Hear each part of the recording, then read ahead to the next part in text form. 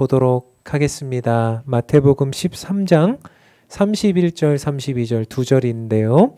두 절이기 때문에 같이 한번 합독하도록 하겠습니다. 같은 마음으로 또 읽겠습니다. 시작.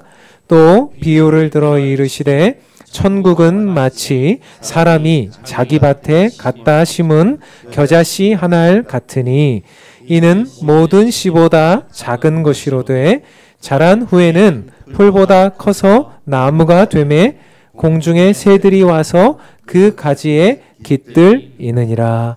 아멘. 모건 하우절이라는 사람이 쓴 불변의 법칙에는요, 이런 내용이 있습니다. 흔히 사람들은 이 세상에 크고 거대한 기업이나 아니면 큰 국가적인 프로젝트, 그런 것들을 통해서만 어떤 내용들이 변하고 혁신될 것이라고 생각한다는 겁니다. 그런데 생각해 보면 사실은 그렇지가 않습니다. 어떤 면에서 보면 크고 웅장하고 대단해 보이는 프로젝트들이 사회를 바꾸는 것처럼 보이지만 사실은 일면 들어가 보면 그 안에 작은 요소들이 훨씬 더 많은 것들을 좌지우지한다는 것을 경험하게 됩니다. 2010년 예일대에서 발표한 연구 결과에 따르면요, 여러분, 비만이 증가하는 주요 원인 중에 하나가 뭐라고 생각하세요? 비만. 찔리세요 벌써? 비만. 밥을 많이 먹기 때문이다 라고 우리는 보통 생각하지 않습니까? 근데 예일대에서 발표한 연구 결과에 따르니까 살이 찌는 주요 원인은 밥 먹는 게 아니래요. 살이 찌는 주요 원인은 뭐냐면 조금씩 간식을 먹는 거래요. 그러니까 이 정도는 괜찮겠지 하고 밥 먹고 간식을 먹고, 또 이 정도는 괜찮겠지 하고 조금이니까 괜찮겠지 하고 간식을 먹는 것이 우리들의 인생에, 우리들의 몸에 굉장히 안 좋은 악영향을 미친다, 이런 얘기를 하고 있습니다. 우리 작은데 리스크를 감당하지 못할 때, 관리하지 못할 때 결국 큰 어려움이 온다라고 하는 법칙을 다 알고 있습니다. 그거를 우리는 하인리 법칙이다라고 말하죠. 그래서 1대 29대 300이라고 하는 숫자로도 표현을 하는데요. 하나의 대형 참사, 하나의 큰 중대 재해가 일어나기 전에 29건의 경미한 부상이 있고요. 그리고 그 전에 300건의 어떤 계속 암시와 징조를 보내주는 상황들이 있다는 겁니다. 그러니까 300개의 암시를 주고 29개의 경미한 부상이 있고 난 다음에 중대 사고가 일어난다는 거예요. 그것이 하인리 법칙이라고 하는 겁니다. 가장 작은 것들이 결국에 큰 것으로, 그것을 관리하지 않고 그것을 그 안에서 그것을 해결하지 않으면 끊임없이 어려움으로 갈 수 있다라고 하는 내용의 법칙이죠. 반대의 경우도 있습니다. 반대로 좋은 습관이 우리들에게 유익을 주는 경우들도 많이 있습니다. 매일 아침 일어나서 10분의 시간 동안에 우리가 하나님 앞에 간절히 기도하는 사람과 그렇지 않은 사람은 굉장한 차이가 있겠죠. 아침에 일어나서 5분에서 10분 사이에 큐티하고 하나님의 말씀을 읽고 그 말씀을 내 마음속에 적용하고 하루를 시작하는 사람과 그렇지 않은 사람은 굉장히 다를 겁니다. 건강을 위해서 매일 10분, 20분이라도 또 걷고 달리고 하는 사람과 또 그렇지 않은 사람과의 차이는 아마 5년, 10년이 가면 굉장히 큰 차이가 날 것입니다. 매주일, 수요일마다, 주일마다 와서 예배를 드리는 사람과 그렇지 않은 사람은 정말 하나님 앞에서 큰 차이를 보일 것입니다. 아침에 우리가 일을 나가면서 또 가족들을 축복하며 또 그렇게 우리가 서로를 축복하는 말을 하고 나아가는 사람과 그렇지 않은 가족들과의 차이는 나중에는 커질 것입니다. 우리가 그 안에 이런 작은 차이가, 작은 생명이 점점 쌓여서 나중에는 엄청난 결과를 만들어낸다는 것을 이미 다 알고 있고 이미 다 경험하고 있음에도 불구하고 우리는 어때요? 그렇게 살지 못하는 것이 우리들의 연약함이죠. 우리들의 부족함입니다. 제가 왜 계속 이 작은 습관들, 작은 것이지만 그것이 큰 결과를 만든다고 계속 이야기하고 있을까요? 오늘 본문에 예수님이 우리에게 그렇게 말씀하고 계시기 때문이죠. 예수님은 엄청나게 큰 하나님 나라를 오늘 선포하고 계십니다. 마태복음에는 그 하나님 나라를 천국이라 표현했는데 오늘 본문에 보니까 이래요. 또 비유를 들어 이르시되 천국은 마치, 이렇게 시작했어요.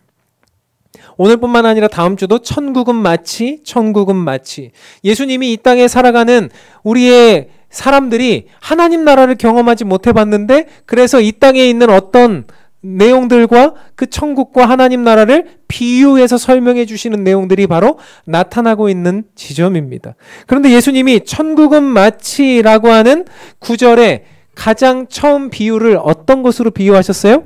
이 세상 가장 작디 작은 씨앗인 겨자씨로 비유를 하셨다는 거예요. 겨자씨는 무엇입니까? 가장 작은 씨의 대명사다라고 말해요.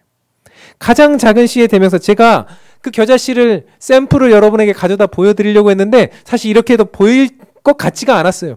그냥 너무나 작고 또 눈에 보이지도 않고 그것이 그저 뭐 어떤 티끌인지 아니면 그냥 뭐 묻은 건지 모를 정도의 작은 씨, 그 씨로 예수님께서는 하나님 나라를 비유하고 계시다는 거예요.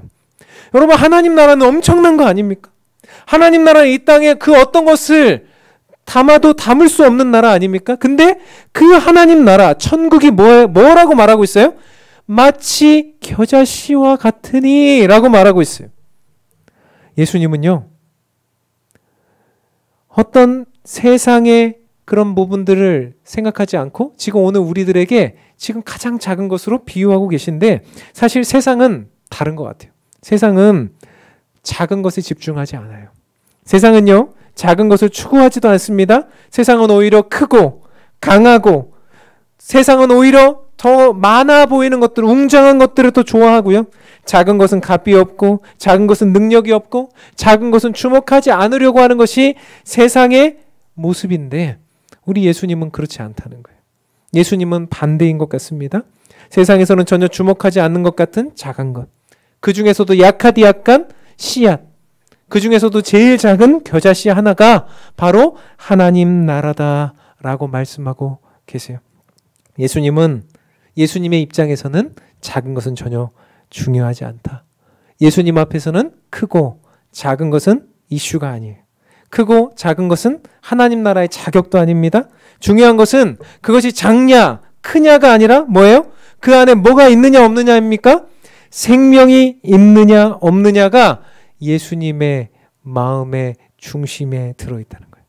그래서 아무리 작을지라도 그것이 생명 있는 씨앗이 되면 그것은 하나님 나라에 비유할 수 있다라고 예수님 말씀하고 계시는 거예요.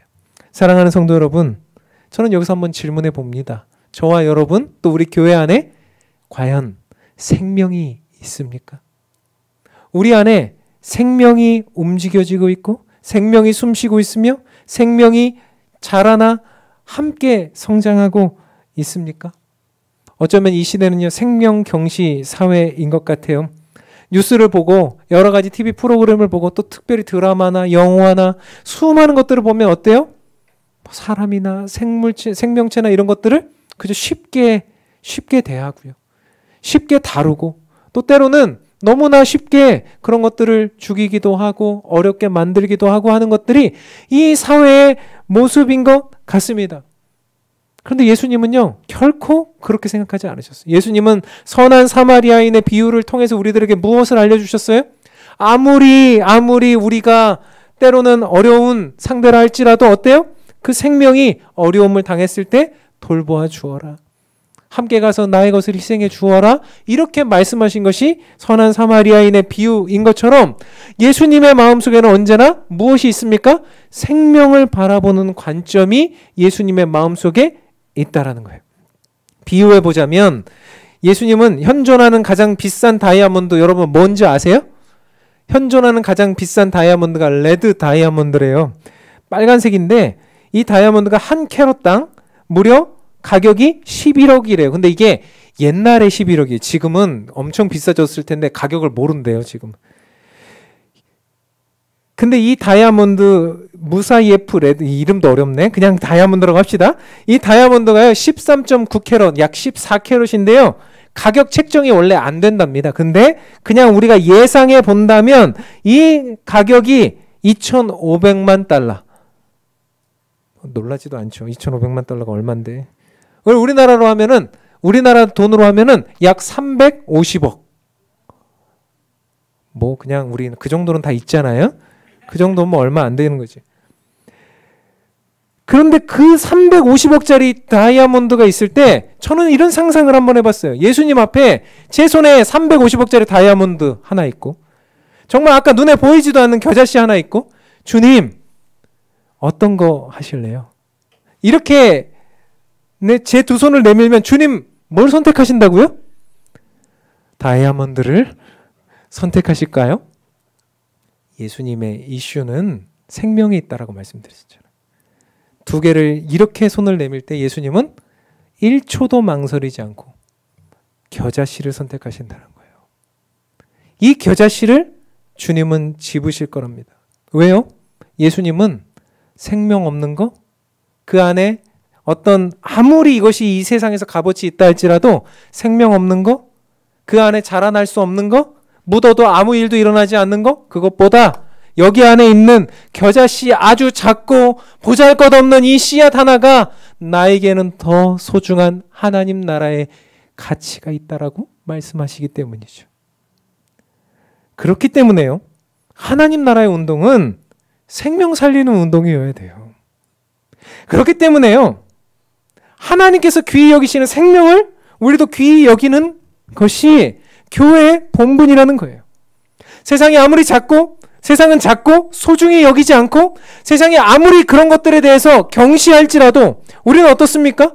우리는 예수 그리스도의 눈으로 그 작고 작은 하나의 씨앗들을 바라볼 수 있는 눈들이 있어야 되는 거죠.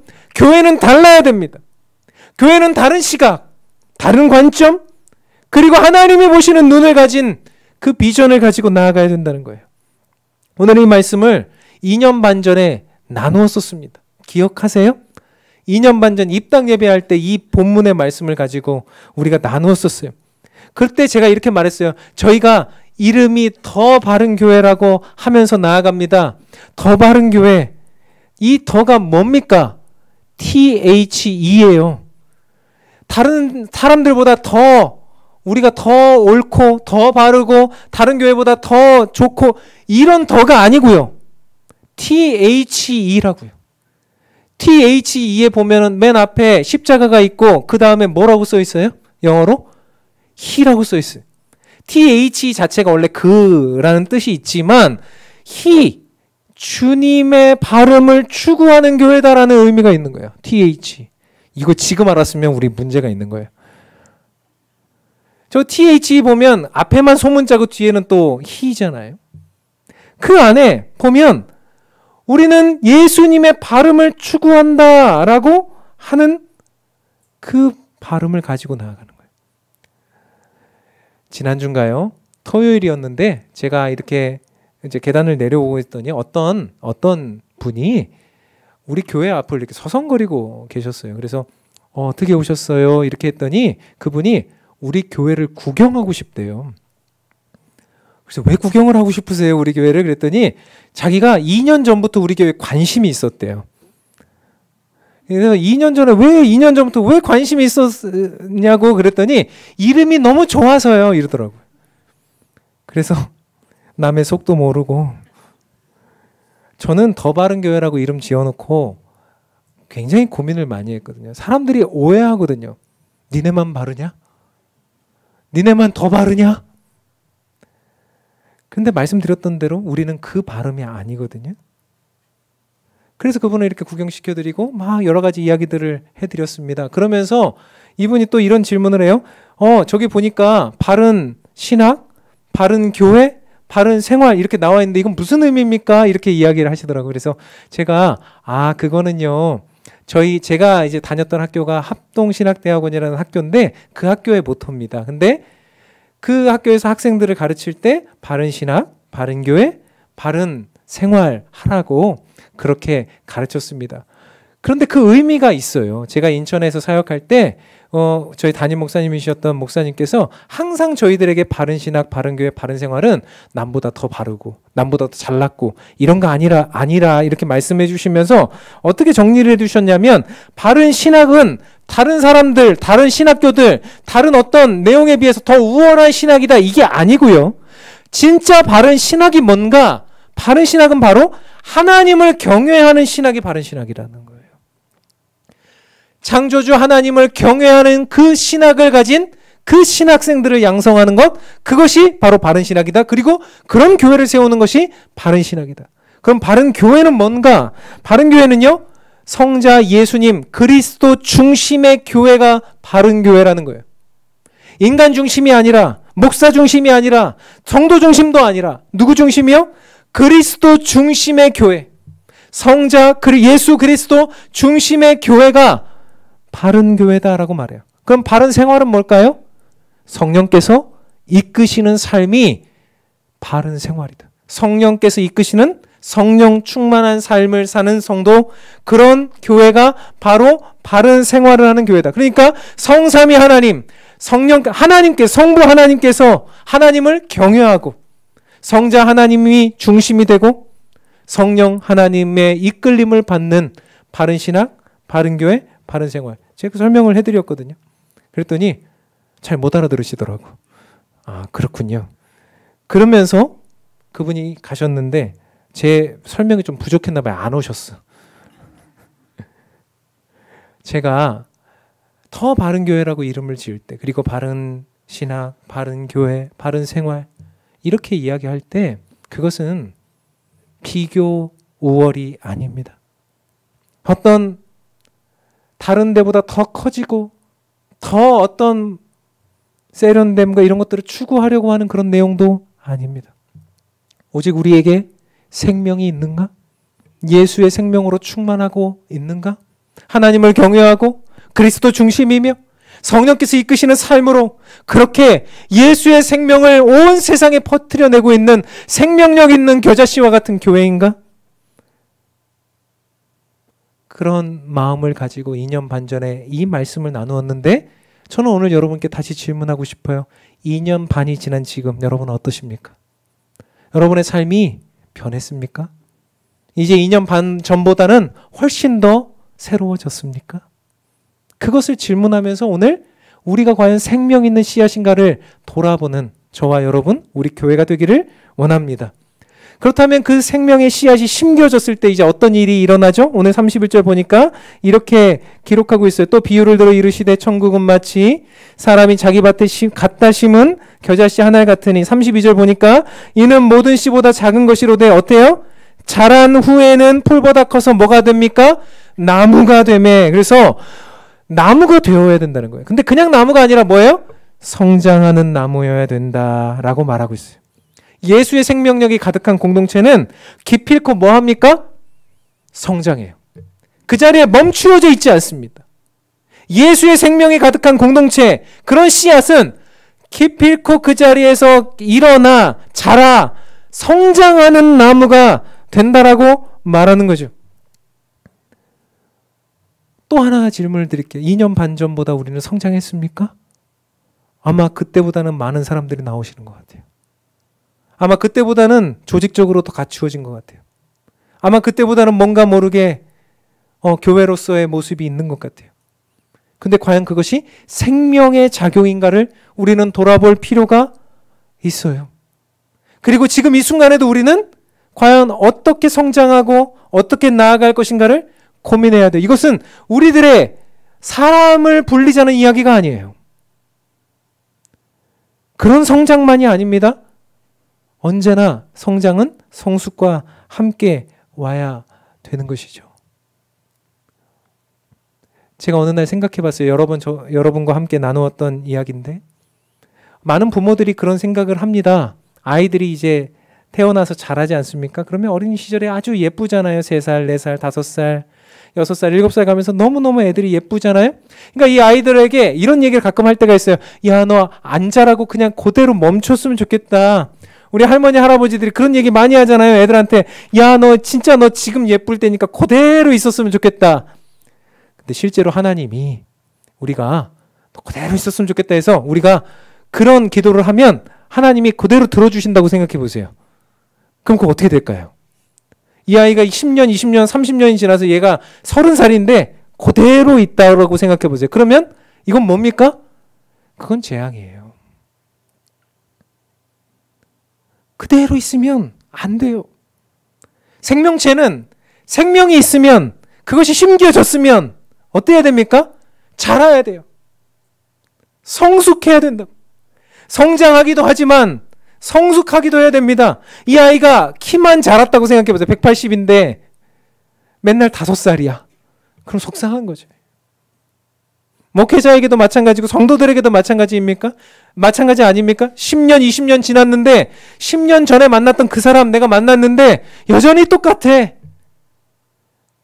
여전히 불평불만 많고 여전히 그렇게 힘들어. 그러면 그분들을 볼 때 어떤 생각이 들어요? 아이고, 어떻게 저렇게 똑같냐. 이게 좋을 수도 있겠지만 그것이 어쩌면 재앙과 같은 내용일 수도 있지 않겠어요? 성장과 성숙이 함께 있어야 됩니다. 나무가 자랄 때 나무가 쭉쭉쭉 위로만 자라면 안 됩니다. 나무가요, 위로만 자라는 게 아니라 옆으로도 자라면서 특별히 우리나라에 있는 나무들은 겨울을 지나기 때문에 어떻습니까? 여름에는 쭉 자랐다가 겨울에는 덜 자라죠. 덜 커지죠. 그러면서 거기에 뭐가 형성되는 거예요? 나이테라는 게 형성이 되는 거예요. 밀도 있게 자라는 시간도 필요해요. 그러니까 성장도 필요하지만 밀도 있게 자라는 성숙의 시간도 필요한 거죠.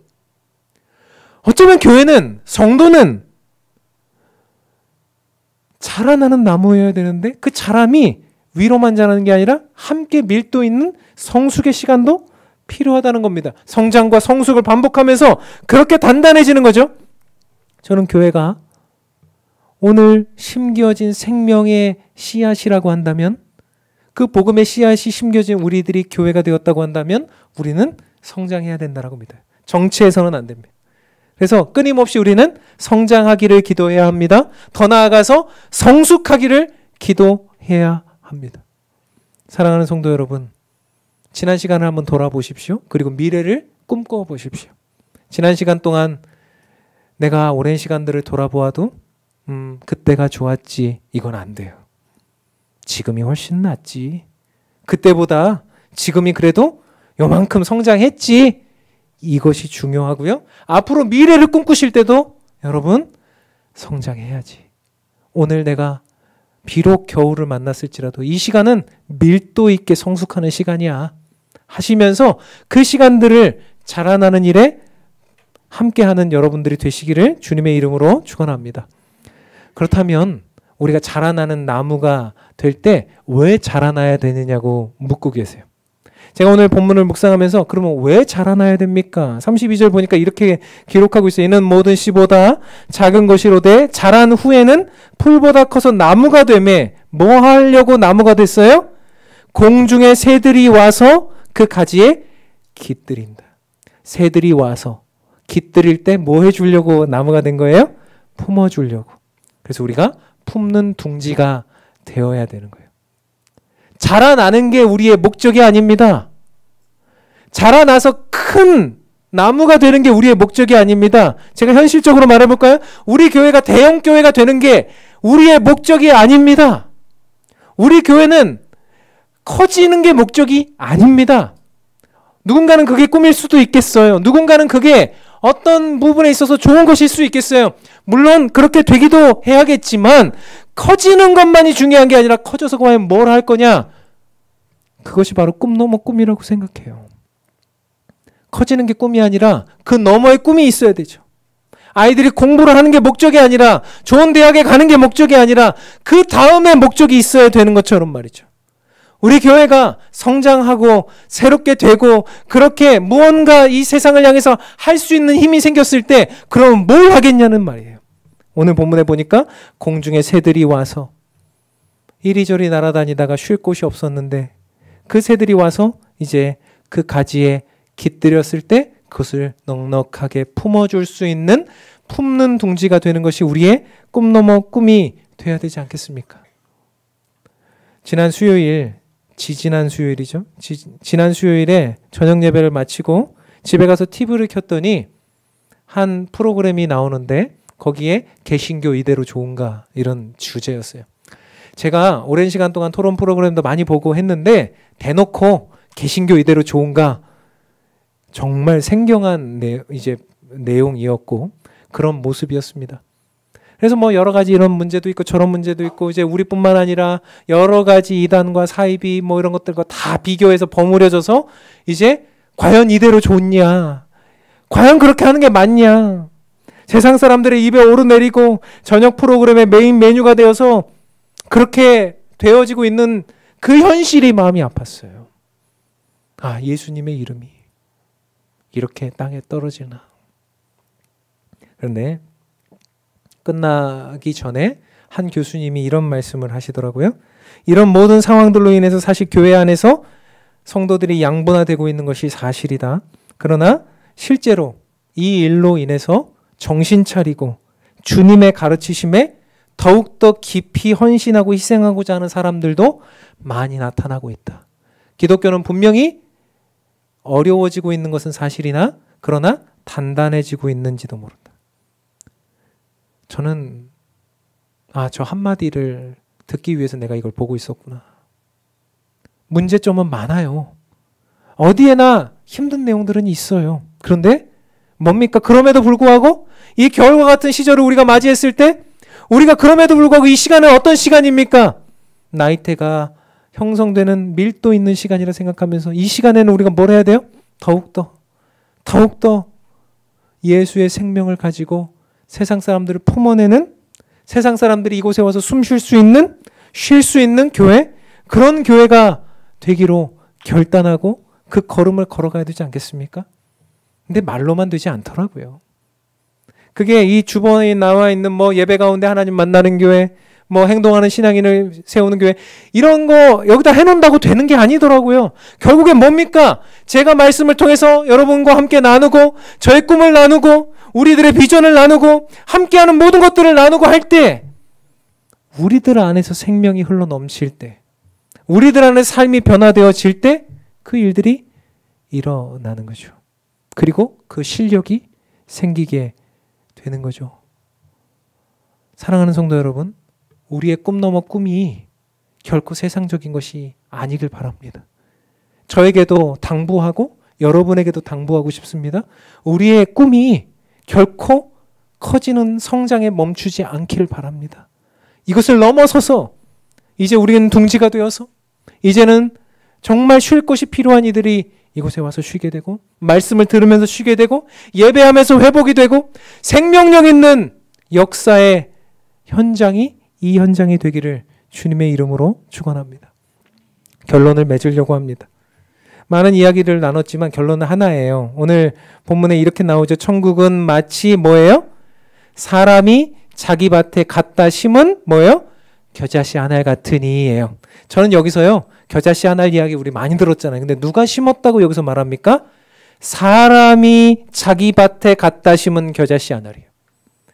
저는 이 사람에 주목해 봤어요. 사람. 여러분 이 사람이 누굽니까? 예수 그리스도를 상징하는 거예요. 이 땅에 사람의 몸을 입고 오신 예수님이 우리를 이 땅에 심으셨다는 것을 강조하는 거예요. 천국은 마치 사람이 자기 밭에, 예수님이 자기 밭에 갖다 심은 겨자씨 한 알이래요. 예수님이 우리를 심으셨잖아요. 우리 주인이 있는 씨예요. 주인이 있는 우리는 나무예요. 여러분 믿으십니까? 우리 고아 아니에요.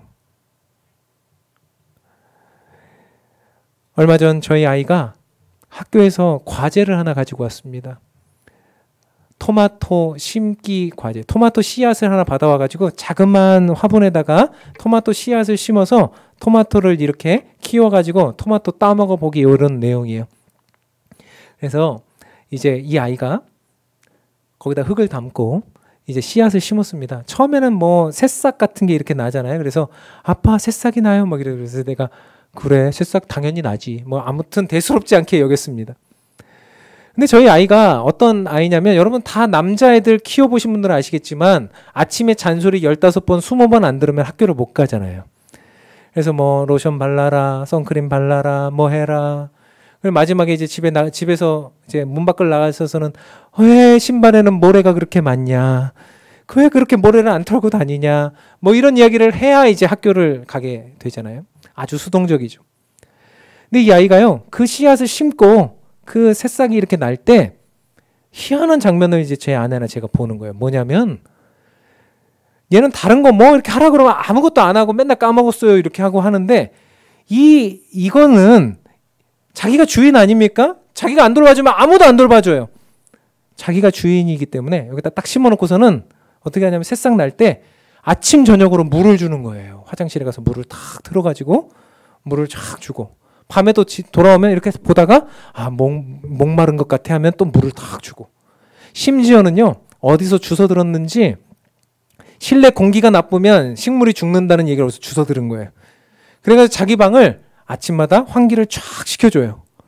이 토마토 씨앗 잘 자라라고. 그래서 우리가 보면서 쟤 도대체 왜 저러지?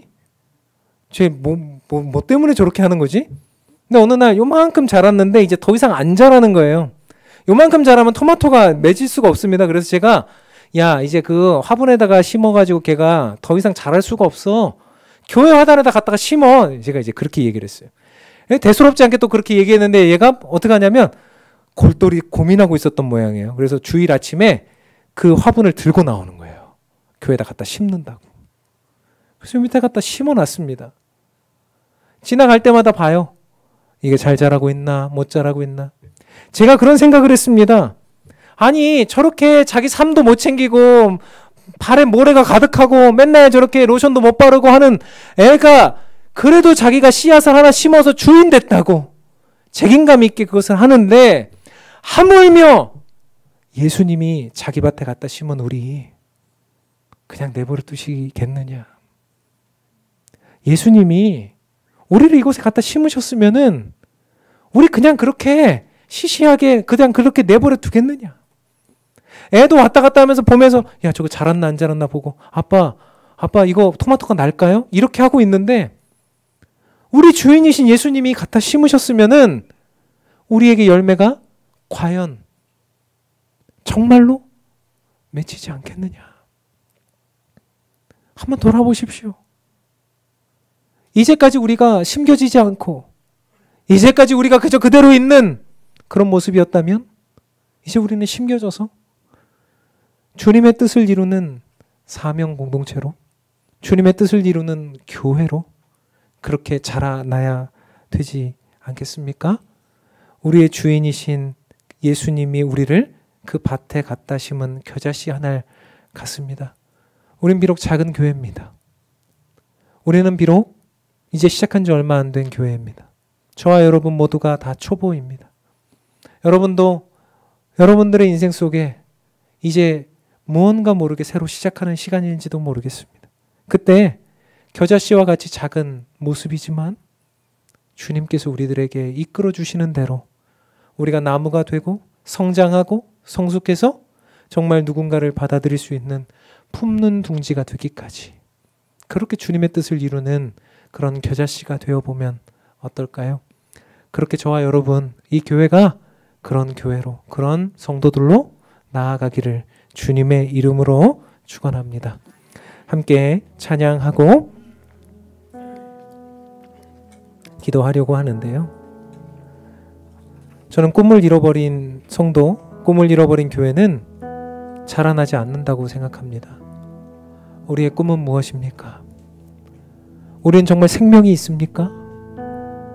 우리가 어느 순간 생명을 잃어버리고 세상에 어떤 보이지 않는 그리고 죽어있는 부와 명예와 성공만을 추구하고 있지는 않았습니까?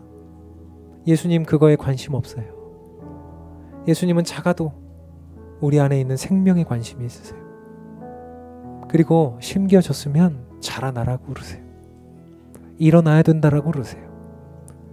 성숙해야 된다라고 그러세요. 그리고 그 성숙은 그 자라남은 내 꿈이 아니라 하나님의 방식이고 하나님의 꿈이어야 된다고 말씀하세요. 그래서 품는 둥지가 되는 꿈을 우리에게 주고 계세요. 오늘 이 시간 이 찬양하면서 내 힘을 의지하지 않겠습니다. 기도하면서 주님의 역사를 이루겠습니다. 함께 찬양하며 또 나아갑시다.